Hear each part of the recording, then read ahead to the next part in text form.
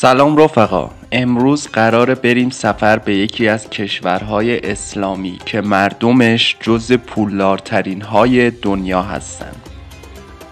آره، حتی از سعودی ها و دبی نشین ها هم پولدارترن. یک کشوری که هیچ وقت فقیر نمیشه. درست حدس زدید، داریم میریم قطر. حالا سوال، چرا این کشور همیشه ثروتمند میمونه؟ سبک زندگی شاهزاده های قطری چطوریه؟ و آیا قطر از دبی هم قشنگتره؟ کلی چیزای جالب دیگه هم هست که توی این ویدیو باهاتون در میون میذاریم.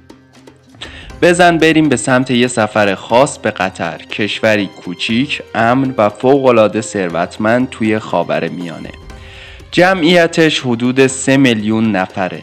ولی یه نکته جالب این که فقط 10% از این جمعیت واقعا قطری هستند. بقیه مهاجرن. بیشترین جمعیت مهاجرها هندی هستن، حدود 28%، و بعد از اون پاکستانی ها با حدود 175,000 نفر. خیلی هاشون اونجا بیزنس دارن و درآمدهای خیلی خوبی دارن. مساحت قطر هم حدود 111,600 کیلومتر مربعه و تراکم جمعیتش تقریباً 294 نفر توی هر کیلومتر مربع هست. 96% مردم توی شهرها زندگی میکنن و فقط 4% توی روستاها. مثل خیلی کشورهای عربی دیگه قطر هم پادشاهیه. پادشاه فعلی شیخ تمیم بن حمد آل ثانی هست که توی شاهزاده قطر 3 همسر داره و تو پایتخت یعنی دوحه زندگی میکنه. قصرشون واقعا شاهکار معماریه. ثروتش حدود 2 میلیارد دلاره و جزو ثروتمندترین آدمهای دنیاست. نرخ بیکاری توی قطر تقریبا 0. طبق آمار فقط 0.13% بیکارن، یعنی از 3 میلیون نفر فقط 3,900 نفر کار ندارن. این کشور کمترین نرخ بیکاری رو توی دنیا داره. میخواین شوکه بشین؟ درآمد سالانه متوسط توی قطر حدود 41,000 دلاره، یعنی چیزی حدود 3.5 میلیارد تومان به پول ما. قطر از نظر درآمد توی کشورهای عربی اوله و توی دنیا هم 5م. حتی از خیلی از کشورهای اروپایی هم بالاتره. قطر یکی از امن‌ترین کشورهای دنیاست و جرایم توش خیلی کمه. گردشگرها کاملا احساس امنیت میکنن. پول رایج قطر ریال قطریه و ارزشش نسبت به امروز تقریبا برابر با 24 تومن ایرانه. حداقل حقوق توی قطر 1870 ریاله و هیچ کارفرمایی حق نداره کمتر از این رو پرداخت کنه. برخلاف چیزی که خیلیا فکر میکنن، جمعیت قطر کاملا مسلمان نیست. 62%شون مسلمون، 15% هندو، 14% مسیحی، 3% بودایی، 2% بیدین و بقیه هم از ادیان دیگه هستن. پایتخت قطر دوحه یکی از زیباترین و مدرنترین شهرهای خاورمیانه است که کنار خلیج فارس قرار گرفته. کلی مرکز خرید، رستوران، مراکز فرهنگی و ساختمانهای مدرن توش میبینید. فرودگاه دوحه هم یکی از بزرگترین های دنیاست. فرودگاه بین المللی حمد. امکاناتش در حدیه که آدم واقعا عاشقش میشه.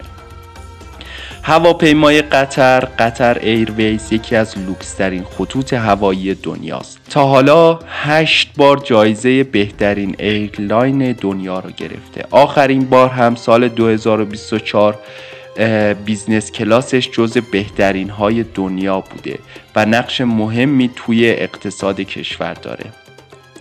توی قطر ماشین های اسپورت زیادی میبینید چون عشق ماشین توی خونشونه. این کشور بیشترین واردات خودرو رو بین کشورهای عربی داره. یکی از دلایل اصلی ثروتش هم منابع عظیم نفت و گازه. قطر 14مین ذخایر بزرگ نفت دنیا و 3مین ذخایر بزرگ گاز دنیا رو داره. قطر از زمانهای قدیم جای مهمی بوده. زمانی محل تجارت کوزه، ماهی و مروارید بوده و بعدها هم تحت حکومت‌های مختلف مثل ساسانیان و عثمانی ها بوده. تو سال 1916 با بریتانیا قرارداد بست که امنیت کشور رو تضمین کنه و از اون موقع توسعه سریعش شروع شد. تو دهه 40 میلادی نفت کشف شد و یه تحول اقتصادی عظیم رخ داد. بعد از به قدرت رسیدن شیخ حمد بن خلیفه در 1995 قطر سرعت پیشرفتش چندین برابر شد. نکته جالب دیگه این که بیابون‌های قطر با بقیه فرق دارن. شنهاش بیشتر سفیدن. البته هوا خیلی گرمه و تو بعضی مناطق دما تا 50 درجه هم میرسه. نکته بامزه این که همبرگر تو قطر گرونه ولی بنزین ارزونه. بزرگترین مسابقات شترسواری دنیا توی قطر برگزار میشه، مخصوصا توی پیست اشحانیه از اکتبر تا فوریه. شبکه خبر معروف الجزیره هم مال قطره که از قدرتمندترین رسانه‌های خبری جهانه و به خاطر پخش واقعیت‌ها از سال 2017 توی عربستان و برخی کشورهای عربی فیلتر شده. قطر روابط خوبی با ترکیه، ایران و پاکستان داره. برای همین با دبی و سعودی یکم مشکل داره. یکی از دلایل اصلی ثروت همیشگیش اینه که برخلاف نفت که شاید تا سال 2030 یا 2040 کم تقاضا بشه، گاز هنوز کلی مشتری داره و قطر هم ذخایر عظیم گاز داره.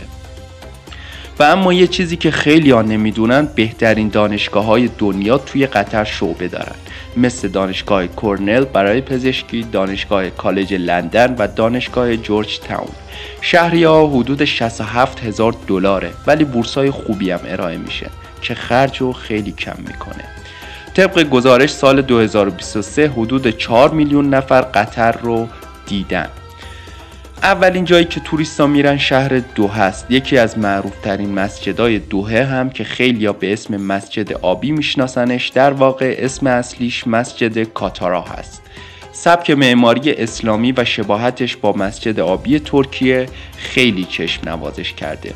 این مسجد توی منطقه‌ای قرار داره به اسم دهکده فرهنگی کاتارا که فضای سنتی قطر رو زنده نگه داشته.